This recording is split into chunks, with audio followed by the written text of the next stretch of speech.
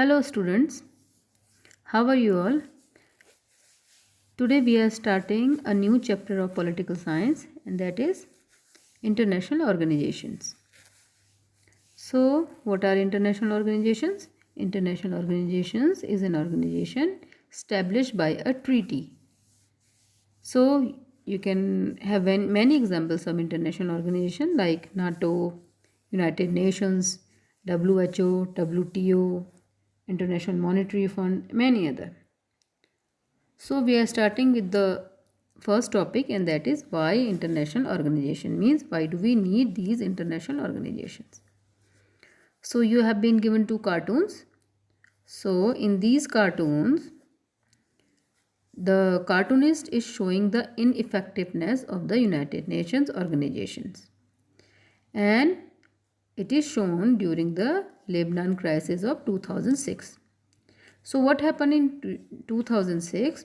Israel attacked Lebanon. Why? Because there was a militant group called Hezbollah. They abducted 2 soldiers of Israel. तो 2006 में क्या हुआ कि Israel में ने लेबनान पे अटैक कर दिया. लेबनान कहाँ पर है? लेबनान एक सेंट्रली कंट्री है, located on the eastern shore of Mediterranean sea, and it is in Asia. ये एशिया में है, मेडिटेरेनियन सी के आसपास है. तो 2006 में क्या हुआ था? लेबनान का एक मिलिटेंट ग्रुप है, that militant group is called Hezbollah. Hezbollah ने क्या किया कि उन्होंने इज़राइल के 2 सैनिकों का, सोल्जर्स का अबडक्शन कर दिया, किडनैपिंग कर ली उनकी. क्यों करी? क्योंकि वो चाहते थे कि जो इज़राइल ने उनके हिजबुल्ला के जो पर्सन है उनको अपने जेलों में रखा है, तो प्रिजन में रखा है, तो उनको छोड़ दें. लेकिन जैसे ही इज़राइल ने के 2 सोल्जर्स को उन्होंने अबडक्ट किया, किडनैपिंग करी, तो इज़राइल ने लेबनान के ऊपर अटैक कर दिया 2006 में. तो कार्टून में दिखाया जा रहा है कि यूनाइटेड नेशंस बार बार इज़राइल से कह रहा है कि आप वहाँ से अपनी मिलिट्री विड्रॉ कर लें, और ये बात यूनाइटेड नेशंस ने बोली थी अगस्त में, लेकिन इज़राइल ने अपनी मिलिट्री जो थी अक्टूबर में बाहर निकाली. मतलब यूनाइटेड नेशंस बोल रहा है अगस्त में, और सितंबर, अक्टूबर और 2 महीने के बाद तक निकाल रहा है, और 2 महीने तक वहाँ पर मारपीट चल रही है. तो इसकी यूनाइटेड नेशंस ने रिजोल्यूशन पास किया था अगस्त में. तो ये दिखा रहा है, द कार्टून दिखा रहा है कि किस तरह से यूनाइटेड नेशंस की प्रेजेंस में भी इज़राइल किस तरह से बम्बार्डमेंट कर रहा है, अपना मिलिट्री एक्शन कर रहा है, और अगस्त में रिजोल्यूशन पास होने के बाद भी अक्टूबर में उसने अपनी मिलिट्री को विड्रॉ करा लेबनान से. ठीक है. और दूसरा कार्टून ये बता रहा है कि जो यूनाइटेड नेशंस के सेक्रेटरी जनरल हैं वो एक नेट के अंदर बैठे हुए हैं, और उनको सब लोग एक्यूज़ कर रहे हैं कि आप बीइंग यूनाइटेड नेशंस, आप इस युद्ध को ख़त्म नहीं कर सकते, आप रोक नहीं सक रहे हैं, आपके पास कैपेसिटी नहीं है, और पर वो कुछ कर नहीं पा रहे हैं. वो खुद भी नेट के अंदर बैठे हुए हैं, उनके ऊपर एलिगेशंस लग रहे हैं. तो दोनों जो कार्टून्स हैं, they are showing the ineffectiveness of the United Nations organisation. On the other hand, we also find that the UN is generally regarded as the most important international organization in today's world. एक तरफ तो हम कहते हैं कि United Nations की बहुत value नहीं है, लेकिन दूसरे ही तरफ से हम बोलते हैं कि ये बहुत ही इंपॉर्टेंट इंटरनेशनल ऑर्गेनाइजेशंस हैं. In the eye of many people all around the world, it is indispensable and represent the great hope of humanity for peace and progress. So, कुछ लोग क्या बोलते हैं? It is indispensable. What is indispensable? This is essential. It is very necessary for the United Nations is very necessary. And what does it do? It represents the great hope of humanity for peace and progress. ये क्या करता है? Humanity के लिए piece and progress की hope दिखाता है. कहीं अगर 2 कंट्रीज़ के बीच में वॉर हो रहा हो तो यूनाइटेड नेशन सॉल्व कर सकता है और बातचीत रख सकता है. तो उस तरह से it is indispensable, and at the same time it represents the great hope of humanity. Why do we then need organization like the United Nations? Let us two insiders. तो देखिए, 2 लोग हमसे बात कर रहे हैं, 2 लोग हैं, उनकी बातें सुनिए, वो क्या कह रहे हैं. एक है यूनाइटेड नेशन के सेक्रेटरी जनरल, इनका नाम है डेग हर्माशोल्ड, डेग हर्माशॉल्ट जो थे यूनाइटेड नेशन के सेकंड सेक्रेटरी जनरल थे, उन्होंने बोला the United Nation was not created to take humanity to heaven but to save it from hell. उन्होंने बोला कि जो यूनाइटेड नेशंस है वो ह्यूमैनिटी को हेवन ले जाने के लिए नहीं है, मतलब we should not have so many expectations from United Nations, it's not going to take us to the heaven but it can save us from hell, कम से कम हेल होने से तो बचा ही सकता है। Talking shop, yes there are a lot of speeches and meeting at the United Nations. अब देखिए क्या होता है, यूनाइटेड नेशन को क्या बोला जाता है कि एक टॉकिंग शॉप है। क्यों? क्योंकि वहाँ पर बहुत सी स्पीचेस होती हैं, मीटिंग्स होती हैं, अलग अलग कंट्रीज़ के बारे में डिस्कशन होते हैं, specially during the annual session of general assembly. और जब जनरल असेंबली का एनुअल सेशन होता है वहाँ पर भी बहुत सी बातें होती हैं, डिस्कशंस होते हैं, तो इसको क्या बोल दिया गया, talking shop. But as Churchill put it, jaw is better than war war. Churchill कौन थे? Churchill was, his full name was Winston Churchill, आपने सुना होगा। वो कौन थे? प्राइम मिनिस्टर ऑफ यूके थे during the second world war, और 1951 से 1955 तक भी वो प्राइम मिनिस्टर रहे, और यूनाइटेड किंगडम के जो कंजर्वेटिव पार्टी है उसके वो लीडर थे। तो विंस्टन चर्चिल ने बोला कि it is better jaw is better than war war, means if you are talking, you are behaving as a talking shop, then still it is better than war and war, मतलब आप युद्ध लड़ते रहो, झगड़े करते रहो, उससे बढ़िया आप बातचीत कर लो। Isn't it better to have one place where all countries in the world can get together, bore each other sometime with their words rather than bore holes into each other on the battlefield। तो Churchill ने शशि थरूर ने ये बोला था इसके बाद कि ये अच्छा नहीं है कि पूरी दुनिया के लोग जो हैं they are having one place, वो सारे के सारे एक कंट्री, एक जगह में आ रहे हैं पूरी दुनिया के लोग, and then they are bore each other, वो एक दूसरे को बोर कर रहे हैं। इससे बढ़िया तो ये है, किससे बढ़िया है ये, एक दूसरे के बॉडी में होल करने से, होल को बोर करने से तो बेहतर है कि आपस में एक दूसरे को बातचीत से बोर करें। तो शशि थरूर ने ये बोला। शशि थरूर कौन है? The former UN under secretary general for communication and public information. ये इंडिया के हैं शशि थरूर, आपने सुना होगा, कांग्रेस पार्टी के मेंबर हैं।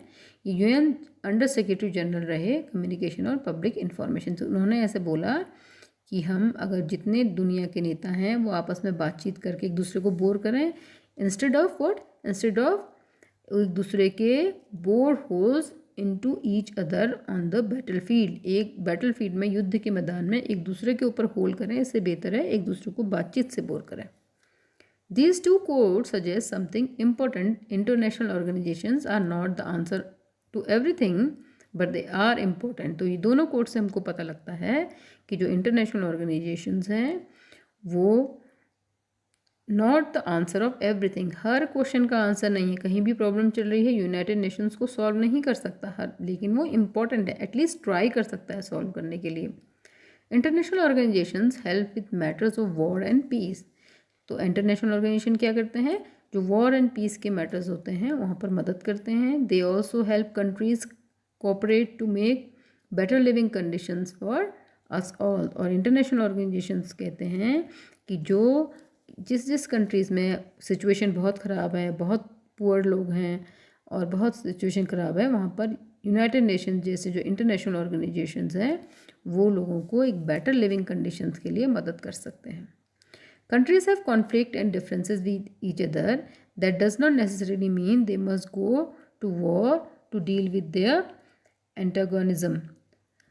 वो कह रहे हैं कि कंट्रीज़ के बीच में युद्ध हो सकते हैं, झगड़े हो सकते हैं, लेकिन इसका मतलब ये नहीं है कि किसी भी बात को सॉल्व करने के लिए उनको क्या करना पड़े, किसी भी antagonism means antipathy, empathy, hostility means जो भी आपका गुस्सा है, विरोध है, एंटीपैथी है, उसको ख़त्म करने के लिए हम हर बात के लिए वॉर नहीं कर सकते। They can instead discuss contentious issues and find peaceful solution. और वो क्या कर सकते हैं, they should discuss, what should they discuss, they should discuss contentious issues. What are contentious issues? Contentious issues are those issues that people are likely to argue about. मतलब ऐसे कुछ जो ऐसे आपके इश्यूज़ हैं जिन पे अधिकतर झगड़े होते हैं, वही झगड़ों को हम क्या कर सकते हैं, डिस्कस कर सकते हैं और एक पीसफुल सोल्यूशन निकाल सकते हैं. Indeed, even though this is rarely noticed, most conflict and differences are resolved without going to war. तो बहुत से जो कॉन्फ्लिक्ट्स हैं, डिफरेंसेस होते हैं, वो बिना वॉर में जा ही सोल्यूशन उनका हो जाता है. The role of an international organisation can be important in this context. तो इंटरनेशनल ऑर्गेनाइजेशन क्या इंपॉर्टेंट रोल प्ले कर सकता है? वो जब भी कोई कंटेशियस इशू आते हैं और दो कंट्रीज़ के बीच में कॉन्फ्लिक्ट की सिचुएशन हो जाती है, डिफरेंसेस की सिचुएशन हो सकती है, तो वहाँ पर United Nations can help them for a peaceful solution, for discussion, for giving them a forum so that they can discuss their differences and their antagonism, and then they can find a peaceful solution. The role of an international organization can be important in this context. An international organization is not a super state, means with an authority over its member. International organization क्या है? एक super state नहीं है, means कि वो सारे state का head नहीं है, उसकी अथॉरिटी नहीं है सारे कंट्रीज़ के ऊपर. मतलब जो यूनाइटेड नेशंस कह रहा है वो सारी कंट्री मान लेंगी, ऐसा नहीं है. चाहे वो कंट्रीज़ उसके मेंबर भी हैं. आपने देखा इज़राइल उसका मेंबर होगा यूएन का, लेकिन इज़राइल ने उसकी बात नहीं सुनी. अगस्त में उन्होंने रिजोल्यूशन पास किया और अक्टूबर में उनकी बात सुनी. तो इस तरह से जितने भी इसके मेंबर स्टेट हैं उसके ऊपर वो दादागिरी गुंडागर्दी नहीं कर सकता है, वो सजेशन कर सकता है, रिजोल्यूशन पास कर सकता है. तो वो एक सुपर स्टेट नहीं है, उसकी अथॉरिटी नहीं है सारे के सारे मेंबर्स के ऊपर. It is created by and respond to state. वो यूनाइटेड नेशंस कैसे क्रिएट किया गया, इंटरनेशनल ऑर्गेनाइजेशन कैसे क्रिएट किए जाते हैं? जो कि कौन क्रिएट करता है? स्टेट्स क्रिएट करते हैं. और रिस्पॉन्स टू स्टेट, ये जो स्टेट्स हैं वही इनको क्रिएट करते हैं और ये स्टेट को ही रिस्पॉन्ड करेगा. स्टेट के बारे में ही बातें होंगी और स्टेट ही इसको क्रिएट करेगा. It comes into being when state agree to its creation. अब बनता कैसे इंटरनेशनल ऑर्गेनाइजेशन? वो जब स्टेट्स कहते हैं कि हाँ भाई हमें चाहिए यूनाइटेड नेशंस, या हमें लीग ऑफ नेशंस चाहिए, या हमें कोई और इंटरनेशनल मॉनेटरी फंड चाहिए. जब लोग इसके लिए एग्री होते हैं और वो साइन करते हैं किसी ट्रीटी पे, तभी ये इंटरनेशनल ऑर्गेनाइजेशन बनता है. तो बनता कैसे है? स्टेट ही बनाते हैं. और रिस्पॉन्ड किसको करेगा? स्टेट को ही करेगा. स्टेट से ही बात करेगा इंटरनेशनल ऑर्गेनाइजेशन. जो मेंबर्स हैं उन्हीं से कहेगा भाई ऐसा करो और ऐसा मत करो. Once created it can help member state resolve their problems peacefully. और एक बार जब ये बन जाता है इंटरनेशनल ऑर्गेनाइजेशन तो क्या हो जाता है?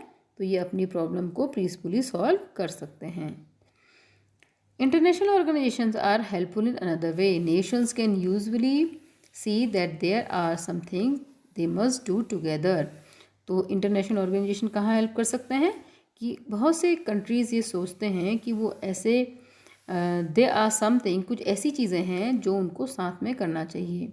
There are issues that are so challenging that they can only be dealt with when everyone works together. बहुत से ऐसे चैलेंजेस हैं कि अगर सब के सब लोग काम एक साथ नहीं करेंगे तो ये सोल्यूशन नहीं हो पाएगा. जैसे आपने देखा था पोलियो ड्रॉप का मामला था. सारे वर्ल्ड में पोलियो ड्रॉप को इरेडिकेट करना था, लेकिन फिर भी इंडिया में बार बार केस आ रहे थे. तो WHO जो था वो बार बार इंडिया से कह रहा था या फंड्स दे रहा था कि आप पोलियो को ख़त्म करो. अगर पोलियो इंडिया में ख़त्म नहीं होता तो वो वर्ल्ड के किसी भी पार्ट में किसी को भी कभी भी हो सकता है. तो डिजीज़ एक जगह से ख़त्म होके वो एक जगह ख़त्म नहीं होगी तो वो सब जगह भी दोबारा फैल सकती है. तो इससे बेहतर क्या है कि उसको ख़त्म किया जाए सारी कंट्री से. जैसे कि आपने देखा कि अभी जो कोरोना का प्रॉब्लम चल रहा है वो भी अगर सारी कंट्रीज़ में ख़त्म नहीं होगा तो दोबारा इसका होने के चांसेस हैं. तो WHO गाइड कर रहा है, जो कि एक इंटरनेशनल ऑर्गेनाइजेशन है. तो इंटरनेशनल ऑर्गेनाइजेशन की ज़रूरत क्या हो रही है? इसलिए ज़रूरत हो रही है कि जो एक पेंडेमिक हो गया है, जो कोरोना, एक कोविड-19 जो एक वायरस है, जो एक एपिडेमिक फैल गया है पूरे वर्ल्ड में, उसको WHO गाइडलाइन दे करके, WHO की गाइडलाइन आ रही है बार बार कैसे करें क्या करें, क्योंकि वो चाहते हैं कि बीमारी दुनिया से धीरे धीरे सब जगह हट जाए. तो डिजीज़ एक एग्जाम्पल है जहाँ पर सारे देशों को एक साथ काम करने की ज़रूरत पड़ती है. Some disease can only be eradicated if everyone in the world cooperates in inoculation और vaccination their population. अब देखिए कुछ प्रॉब्लम्स तो ऐसी हैं वो तभी ख़त्म हो पाएंगी जबकि पूरे कंट्रीज़ के लोग उसको इनोकुलेशन करें. Inoculation means vaccination, immunisation, booster लगाते हैं, जैप लगाते हैं, शॉट्स लगाते हैं. आपने देखा जैप डोज होती है। तो इस तरह से इनॉक्यूलेशन एंड वैक्सीनेशन से ही प्रॉब्लम ख़त्म हो सकती है, जैसे कि मैंने आपको बताया पोलियो का जो प्रॉब्लम है। और take global warming and its effect. एक तो डिजीज़ का हो गया, अपने कोरोना का एग्जाम्पल हो सकता है, पोलियो का हो सकता है कि जब तक सारी की सारी कंट्रीज़ इस पे इफ़ेक्टिवली काम नहीं करेंगी। स्वाइन फ्लू का है, जिसके भी जैसे ऐसे वैक्सीनेशन आते रहेंगे, वो WHO चाहेगा कि सारे लोग वैक्सीन लगाएं और पूरी दुनिया को इन बीमारियों से ख़त्म करें। और दूसरी प्रॉब्लम हो सकती है ग्लोबल वार्मिंग। ग्लोबल वार्मिंग में अगर कुछ कंट्री सारे के सारे वर्ल्ड मिल के काम नहीं करेगा तो फिर उसका कोई भी फ़ायदा नहीं होगा। As temperature rises because of the increase in greenhouse gases in the atmosphere, there is a danger that sea level will also rise, thereby submerging many coastal areas of the world, including huge cities.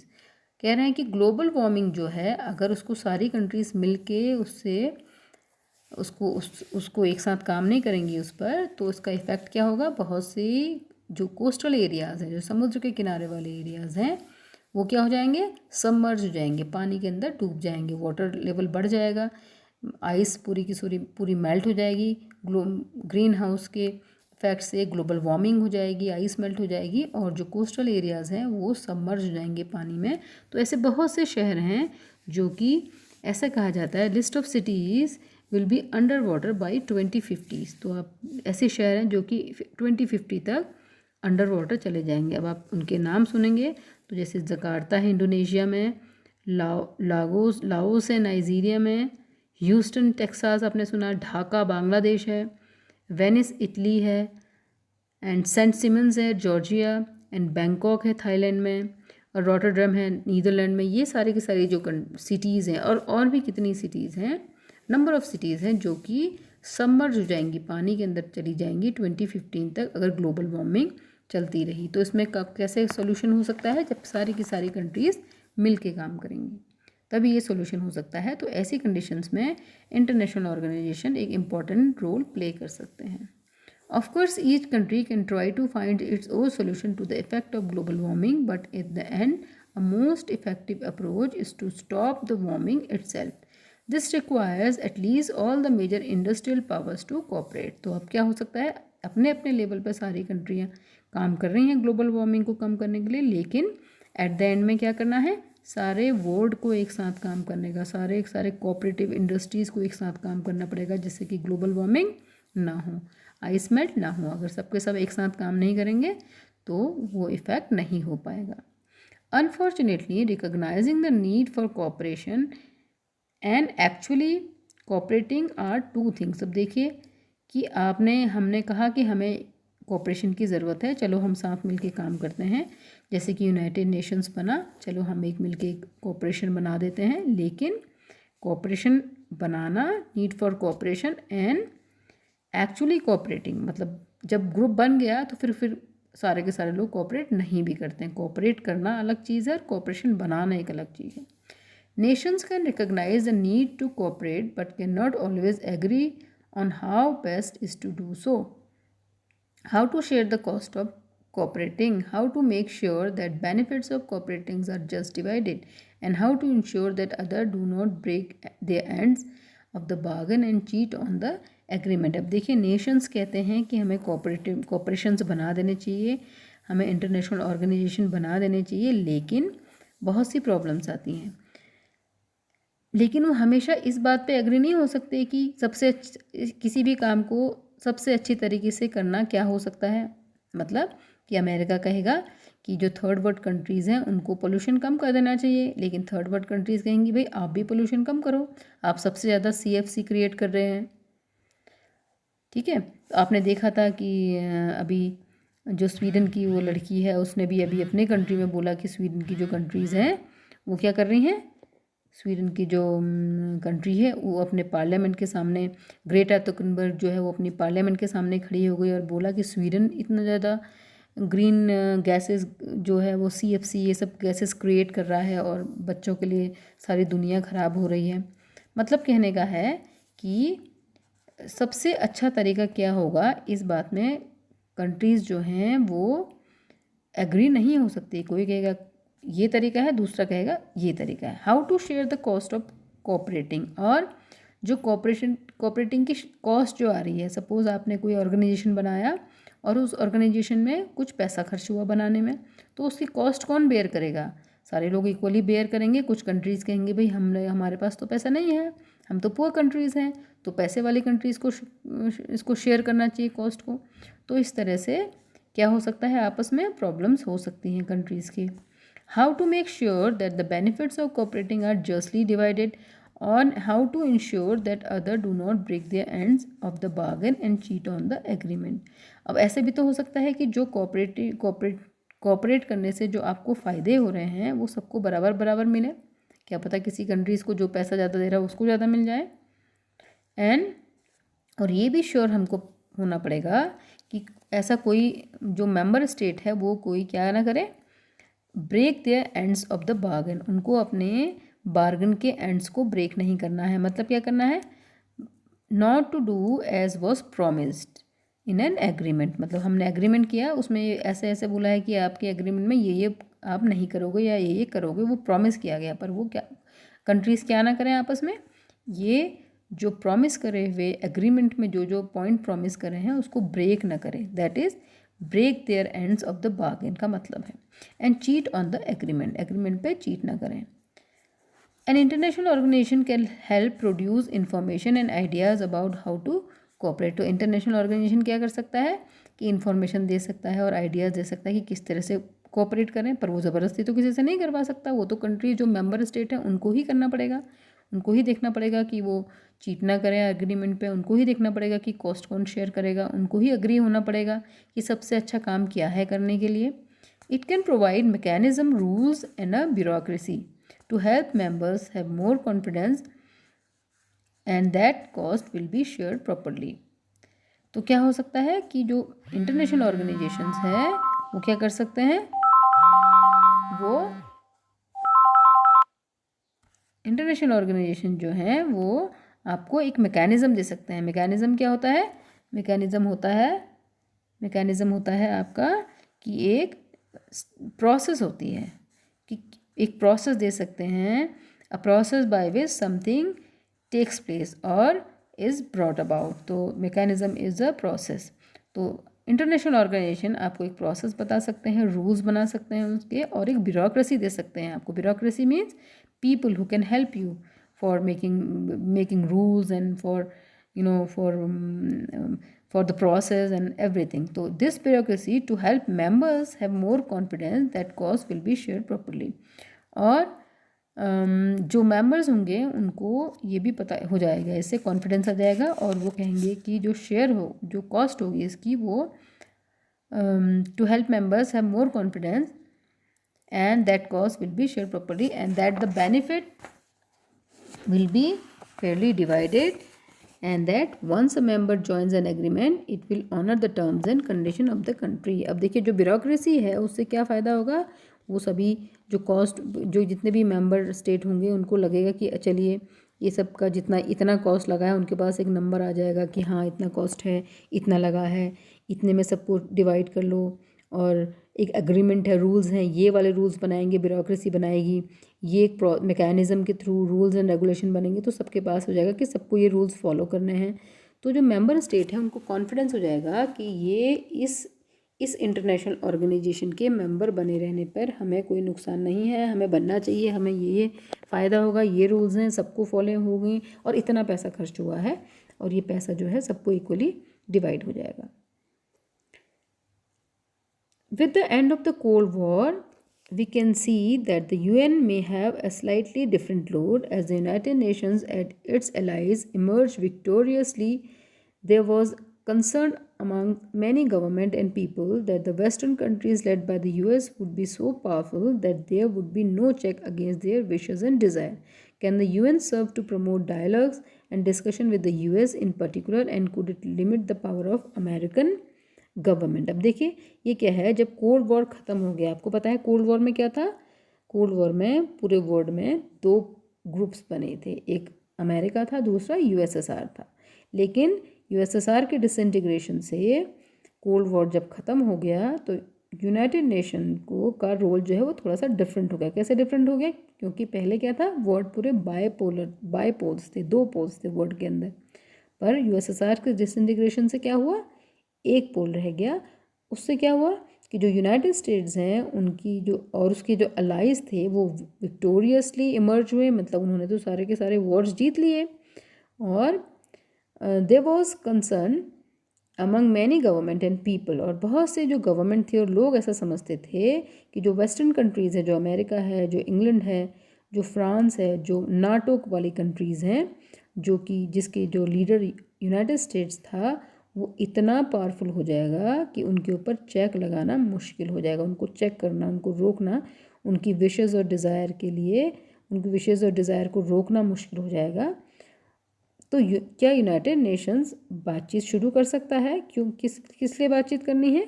जिससे कि जो America है, United states of America है, उसके power को थोड़ा सा limit कर सके, उनको थोड़ा सा रोक सके और उनकी पावर्स को रोक सके। और we shall try to answer the question with the end of this chapter, और इसके आंसर हम बाद में इस एंड ऑफ द चैप्टर पे दे देंगे। अब नेक्स्ट टॉपिक है आपका evaluation of the United Nations. United Nations का इवैल्यूएशन कैसे हुआ? इवैल्यूएशन मीन्स किस तरह से आया, एग्जिस्टेंस में कैसे आया यूनाइटेड नेशंस।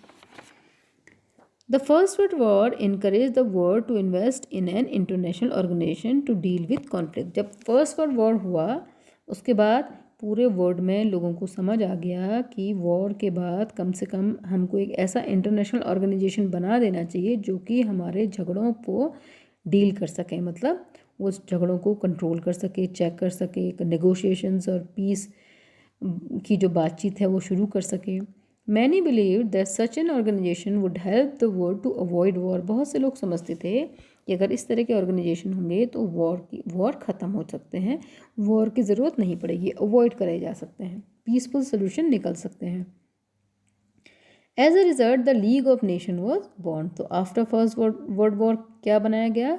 इंटरनेशनली एक इंटरनेशनल ऑर्गेनाइजेशन बनाया गया, उसका नाम था लीग ऑफ नेशंस।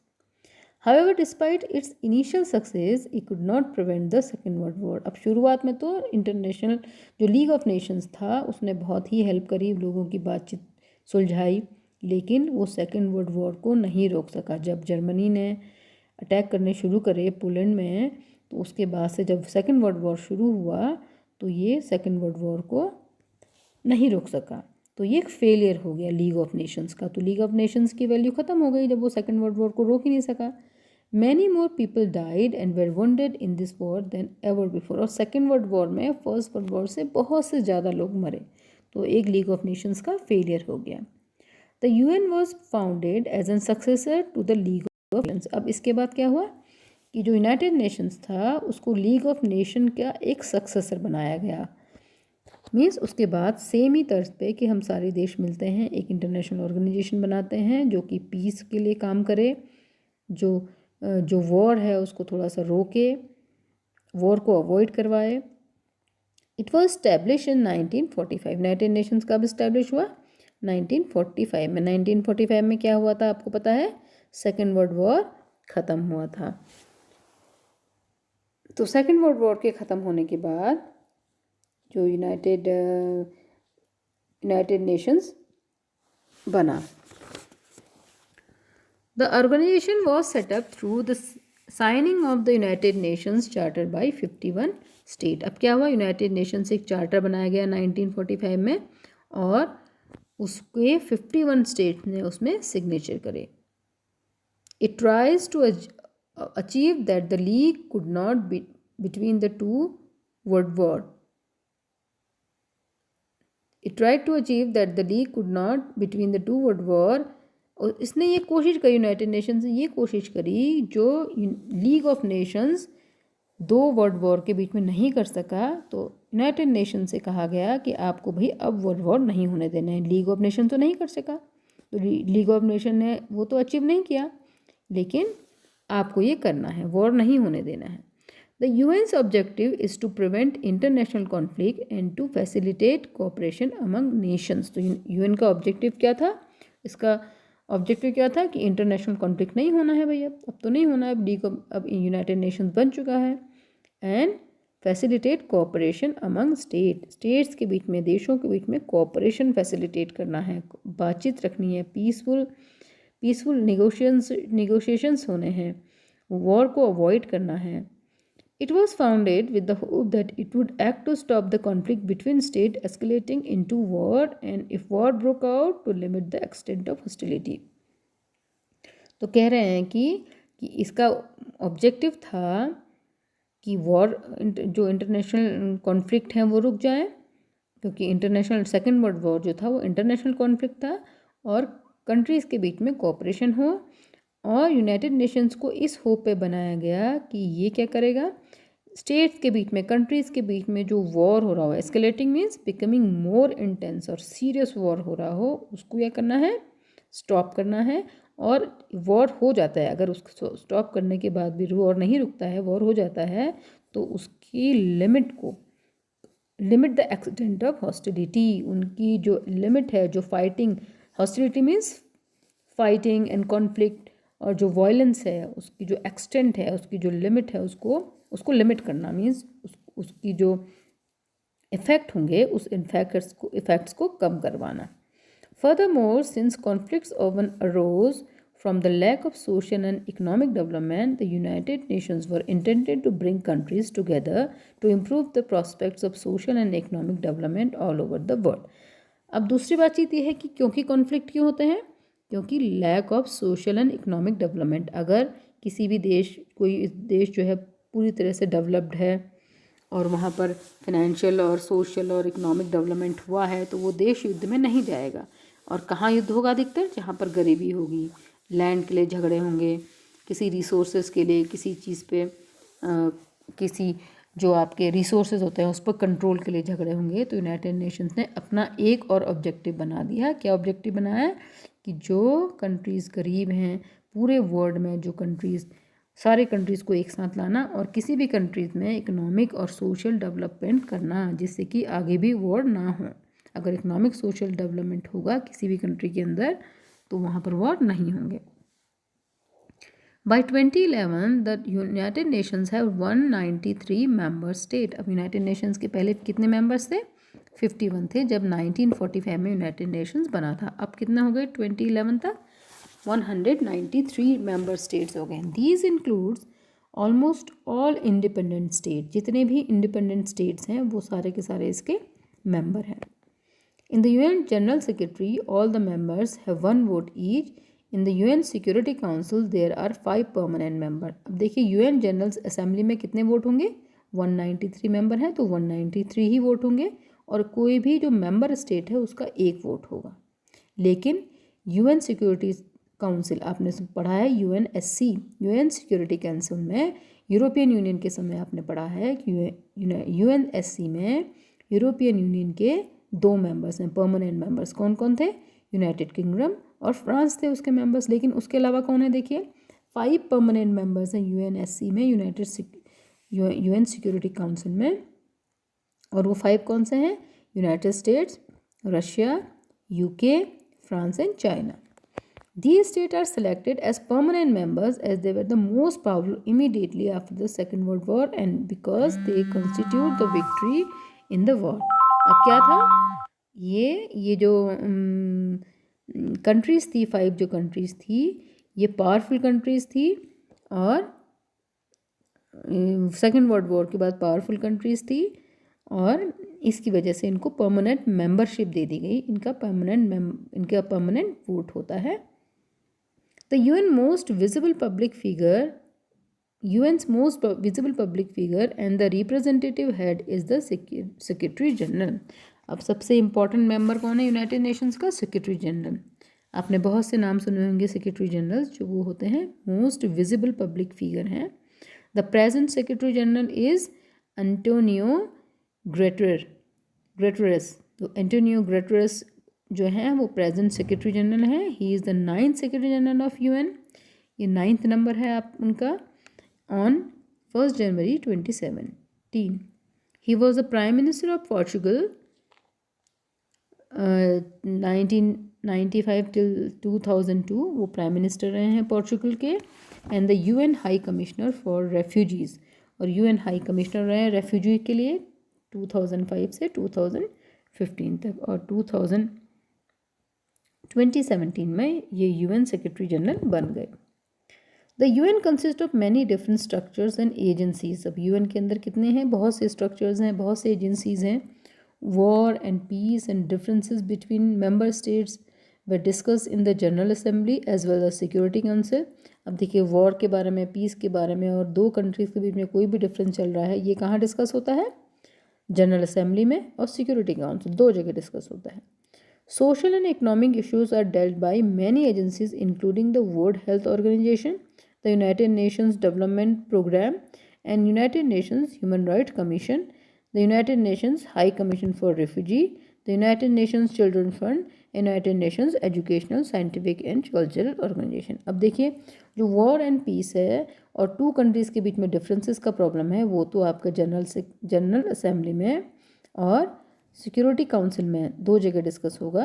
लेकिन कहीं भी सोशल प्रॉब्लम है, इकोनॉमिक इश्यूज़ हैं, अगर वो उनके बारे में बात होनी है, आपने देखा कि हेल्थ के बारे में हेल्थ ऑर्गेनाइजेशन है, वहाँ बात हो रही है, WHO में बात हो रही है, और UNDP डेवलपमेंट प्रोग्राम चलाने हैं, वहाँ बात होगी UNDP में, और ह्यूमन राइट्स के बारे में बात होगी, सोशल कॉज है तो United Nations human right commission में बात होगी, और United Nations high commission for refugees वहाँ बात हो जाएगी, रिफ्यूजी के बारे में बात हो रही है तो, और चिल्ड्रंस के बारे में होगा यूनिसेफ में, और साइंटिफिक और कल्चरल ऑर्गेनाइजेशन जो है वो यूनेस्को के में जाके इन सब इश्यूज़ के बारे में बातचीत होगी।